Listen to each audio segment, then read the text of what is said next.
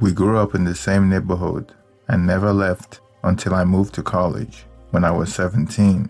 Steve, my ex-best friend, whom was 18 at the time, moved across the street from us. We attended the same high school and took the same bus to school. In the beginning, we saw each other often, but we didn't talk. Then one morning, we were riding on the school bus. I was sitting in front with my sister. Steve normally sits at the back of the bus, while me and my older sister sits on the same seat on the front row of the bus.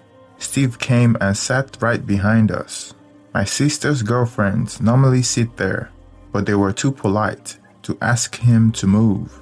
The seats are not assigned, but everyone kind of know where everyone is supposed to sit, and his position was at the back. We usually sit in the same position in the school bus. On the second day, Steve sat at the same spot again, behind us. It wasn't hard to notice that he was trying to get the attention of my sister. I remember thinking that the best way to get a girl's attention is not to chase her best friends away. I wasn't the overprotective brother type, and moreover, my sister had a secret boyfriend that she has been hiding from my parents. Her boyfriend was already in college at the time and drives a nice car. My sister was the superficial type, and guys would shower her presents. So I didn't think Steve had a chance. For 2 straight weeks, he sat next to us without uttering a word. He was just listening to our conversation, and according to my sister, he was acting creepy. One day I went to a game store when the Call of Duty came out, and there was an expo. I was a game aficionado back then. There was a video game competition going on, and I saw Steve there. To my surprise, Steve was one of the top players, not just for the local area, but one of the top players in the country. I immediately befriended him, and we started coming to each other's house to play video games. Steve had an older brother that was always in the house, and his parents worked for the city. They didn't have much, but they seemed happy. My parents had better job. My dad was a general manager for a fabrication shop, and my mom was a nurse. When the new game console came out, I was one of the few first people that bought it. Steve couldn't afford it, but no worries. I invited him to my house as soon as my console arrived. The first time he visited my house to play the new game, it was a Friday, and I snuck him into my bedroom, and we played video game till morning. On Saturday morning, my mom knocked on my door to invite me to breakfast, and I told Steve to join us. I still remember the look my sister gave me when Steve was eating with our family at our dining table. It was the look of how dare you invite the creepy guy to our house. I didn't care. At the time, I didn't care at the time because my sister invites her friends to our house all the time. I introduced him to everyone as the neighbor next door. My dad wasn't around, so it was just me, my sister, my younger brother, my mom, and Steve. My dad worked almost all the time, so he wasn't home that morning. During breakfast, I noticed my mom took a liking to Steve. She kept asking him questions, and they were talking about a range of philosophical conversation that I wasn't interested in. I thought she was being polite, because that was how my mom was. But still, it was clear that my mom likes him. After breakfast, before he left, my mom told him to come more often. She said that in front of all of us. It sounded innocent enough. I didn't think anything of it. At the time, I was glad my mother liked him, much to the chagrin of my older sister. From that day onward, Steve was coming to our house frequently. I didn't think there was something going on. Back then, I didn't think there was something going on between him and my mom. I just thought my mom liked him because he was a nerd and knowledgeable about politics and philosophical topics, and could carry out a quality conversation like an adult. The first red flag I should have noticed was when we were both playing a game at Steve's house, and his phone kept buzzing with text message and he was ignoring it. He was busy taunting me and wasn't paying attention to his phone. I was losing the game that day, and the vibration was bothering me. So I looked at the screen of his phone and saw the name of the incoming text as Tony's mom. My name is Tony. It's a fake name, of course. Steve and my mom had a good relationship, the type a son's friend have with his mom. So I thought maybe my mom has his number to reach out to him when she couldn't get in touch with me. So when I saw his phone buzzing, I thought maybe my mom was trying to reach out to me. I checked my phone, but I didn't receive any missed call from my mom. It gets even stranger when he picks up his phone and stepped out in the middle of the game. Steve is more of a gamer than I was, so he's not just going to walk out in the middle of a game.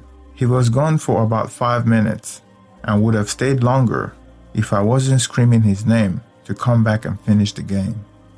When he came back, I knew who he was on the phone with, but for some reason, I asked him who he was speaking on the phone with, and he said, nobody. I thought maybe my mom was planning a surprise party for me, or she's trying to confirm something that had to do with me. So when my mom came home that evening, I expected her to speak to me about something, but she never did.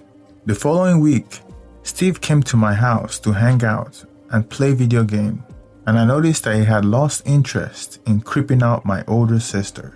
I noticed that while we were playing a game, he was allowing me to win. His mind wasn't in the game. He keeps picking up his phone and texting someone. Steve is not a popular guy. He's not a cool guy. He's only cool to me because he's good at playing video games. He didn't have any friends, and I have known him long enough to know that people don't normally call or text him. He's not a bad-looking guy per se, but he had a lot of social anxiety. So it was kind of new to me to be witnessing how he was constantly texting on his phone like a teenage girl. When he came to visit me, he would sneak out to somewhere and disappear for hours. I should have realized what was going on, especially when it only happens when my mom was home. I should have known that he always picked to visit me when my mom is home. My mom's schedule is all over the place, but for some reason, he happens to show up at my house a few minutes after or before my mom gets home. Looking back, that was already the time my mom started nagging my dad for the slightest reason. She would complain that he was working too much hours, and then when he takes some time off on weekends for the family to visit places, my mom would cancel and give excuses like my dad should have told her ahead of time, which was BS, because sometime my dad would tell her a week ahead, which should have been enough, but she would complain that it wasn't enough time. It was obvious to me and my sister that she was giving my dad a hard time, and we would call her out on it, but she continued. My dad is a good man, very religious, goes to church every Sunday, friends with everyone, smile all the time, volunteers for Habitats for Humanity, and a man to look up to. He would bend over backwards to make sure things are peaceful at home. He would always use the common phrase, happy wife, happy life. From that age, I came to realize that the phrase was BS. Because what if you have a miserable wife? Then is the family supposed to be miserable forever? My parents began having marriage problems, and I noticed a friction was growing between them. They tried to hide it from us. My mom especially, because she knows that we will always take my dad's side. She started doing things like telling us negative things about our dad and tried to poison us against him.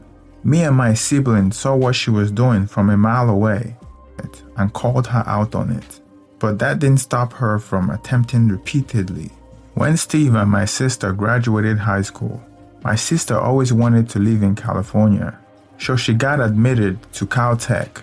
Steve, on the other hand, wanted to live close to home, so he joined the University of Texas, Austin, which was about 350 miles from home. I wanted to join Steve at the University of Texas as well after I graduated high school, and when Steve and my sister left, it was lonely around the house. I took extra classes to graduate early so I could join Steve. 2 weeks before I was scheduled to move to college, my dad took me and my younger brother fishing. During the fishing trip, he told me what we had already suspected. He said that he and my mom were growing distance, and he's doing his best to save their marriage for the sake of us. He said that they have already started going to marriage counseling to salvage their relationship. He said he will cut back his hours at work and start spending more time with my mom. He told me that he and my mom were supposed to travel in 2 weeks on a romantic vacation, but it was postponed by a week because they were driving me to school. He said he planned for him and my mom to travel with me to Austin. Fast forward 2 weeks later, my dad changed his mind about coming with me to the trip. Only my mom was going to travel with me. Even my younger brother was supposed to travel with me as well. But somehow my mom convinced them that she should be the only one that would travel with me. She said that it was not wise for almost all the family members to be driving in the same car, which was quite strange to me, but somehow we agreed to it. I would have loved my dad to be the one that was there, but I didn't have any problem having my mom there. Moreover, we have Steve there if we need an extra hand. Mom was supposed to stay at the hotel for 2 days. I was roommate with Steve, so the move was easy. The three of us hanged out and visited several places in Austin till my mom left, so I thought. The following day, I didn't see Steve all through the day. I called his cell phone, but he wouldn't pick up. I thought something was wrong, but I later got distracted with doing something else. Then I called my mom trying to figure out if she had made it home safely, and she said that she went to visit a friend and wouldn't be home till the following day. I thought it was something she thought about in the spawn of the moment, because she didn't talk to me about it before. When my dad called me to check on me that evening, he thought my mom told him that she was staying with me for 3 days. I found it strange that she didn't tell my dad that she was visiting a friend. I thought maybe their relationship wasn't as good as I thought if she wasn't willing to tell him such minute detail. I looked past it until that evening when Steve came back to the apartment.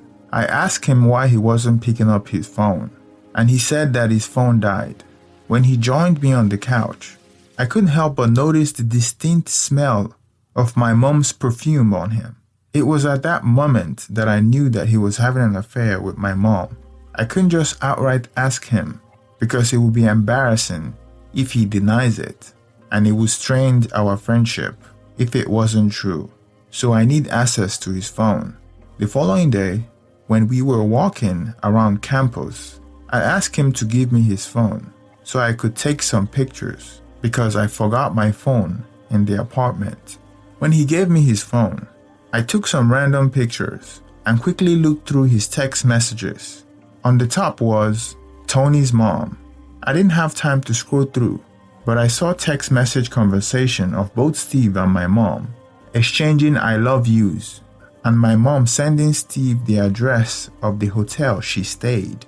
I wasn't able to read much of their conversation because I didn't want to arouse suspicion, but from what I saw, it was clear evidence to me that Steve was having an affair